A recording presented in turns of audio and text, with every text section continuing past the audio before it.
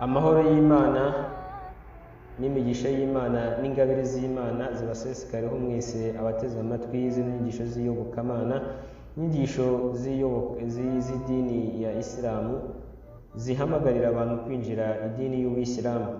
Mu rwego rwo gusobanukirwa idini y'Ubuyisilamu rero, ku bantu batarayinjira, ku bantu bataragera mu Buyisilamu, hari zimwe mu nyigisho tugenda dutanga kugira ngo abantu babashe gusobanukirwa idini y'Ubuyisilamu ndetse n'imyemerere yabo. Ahangaha rero tugeze ni igihe Adamu yaryaga ku giti Imana yamubujije, ubwo Adamu ndetse n'umufasha we Eva bari batuye mu ijuru. Imana imaze kurema umuntu, imaze kumushyiramo roho, yategetse abamarayika kubumira Adamu bamuha icyubahiro. Abamarayika bose barubamye uretse Ibilisi, uretse Shayitani. Shitani abantu bayumva cyangwa se Ibilisi ntabwo yari umumarayika, ahubwo yo yari mu bamarayika, ariko yo ntabwo ari umumarayika. Ntabwo uburyo iremetsemo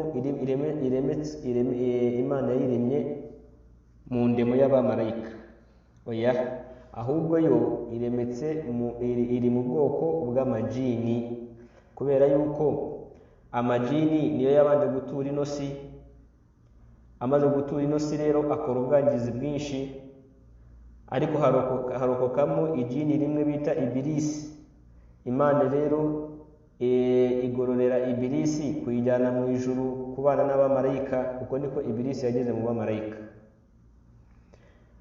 Ariko hano ubwo Imana yabwiraga abamarayika kubamira Adamu, Ibilisi iribona cyane, yanga kubamira Adamu kandi ari itegeko Imana yari itanze. Ibilisi rero Imana yahise iyivuma kubera ako gasuzuguro ndetse no kwibona. Impamvu rero yatanze Ibilisi,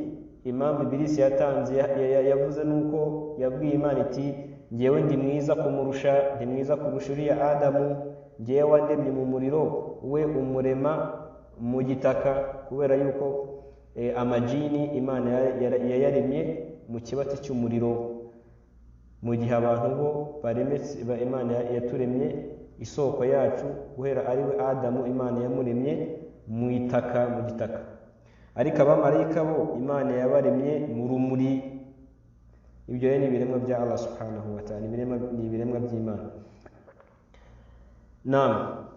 Imana rero igiye kutubwira uburyo yahaye uburenganzira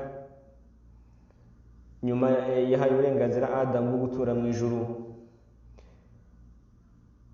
Ariko tutaragera ahangaha, ni uko Shitani cyangwa se Ibilisi imaze kwigomeka, Imana yarayivumye ndetse yisohora no mu ngabire z'ijuru.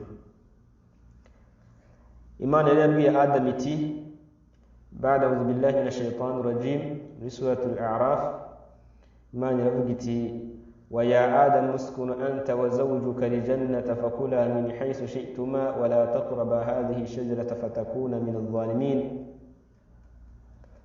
فوسوس لهما الشيطان ليبدي لهما ما وري عنهما من سوآتهما وقال ما نهاكما ربكما عن هذه الشجرة إلا أن تكونا ملكين أو تكونا من الخالدين وقاسمهما إني لكما لمن الناصحين فدلاهما بغرور فلما ذاقا الشجرة بدت لهما سوآتهما وطفقا يخصفان عليهما من ورق الجنة وناداهما ربهما ألم أنهكما عن تلكما الشجرة وأقل لكما إن الشيطان لكما عدو مبين. Imana ahangaha iratubwira uburyo yahaye Adamu uburenganzira, ndetse yahaye Adamu n'umugore we uburenganzira bwo kurya imbuto zose bashaka mu ijuru, ariko ibabuza igiti kimwe gusa. Iravuga iti, iki ngiki ntimuzacyegere. Shitani rero yo, kubera ko Imana yari yaramaze kuyisohora mu ijuru, yarayikuyeho ingabire z'ijuru, yarabaye ikivume. Ariko twibuke neza ko mbere yo gusohoka mu ijuru, shitani yasabye Imana ko yazayirindiriza ntizapfe kuzageza ku munsi w'imperuka. Inasaba Imana ko yazahura iruhande rwa Adamu ndetse n'abazayikomokaho, ikazabayobya uko ishoboye kose inzira igororotse. Imana yarabyemereye, ariko yibwira ko iyo n'abazayikurikira bazajugunywa mu muriro utazima. Ahangaha nubwo shitani yari imaze gukora icyaha, yanze kubamira Adamu, imaze kwigomeka ku Mana, ariko hamwe n'ibyo byose yasabye ubusabe, kandi ubwo busabe Imana yarabwakiriye bwo kuzahora iruhande rwa Adamu ndetse no kuzarindirizwa ntizapfe kuzageza ku munsi w'imperuka. Abantu rero nabo bagakwiye gufatira ahangaha n'isomo yuko uko wakora ibyaha kungana kose, impuhwe z'Imana ndetse no kwakira ubusabe bwawe, Imana ibikuri hafi cyane kugira ngo ube yakwakira ubusabe bwawe igihe cyose wayisabye. Ntuzajya aho ngaho ngo wikure mu mpuhwe z'Imana, wumva yuko ibyaha wakoze bitatuma Imana ikwakira ubusabe, kubera yuko shayitani yakumaze gukora icyaha ihita isaba Imana ubu busabe. Imana irabwemera, yemerera kuzahoraho kuzageza ku munsi w'imperuka.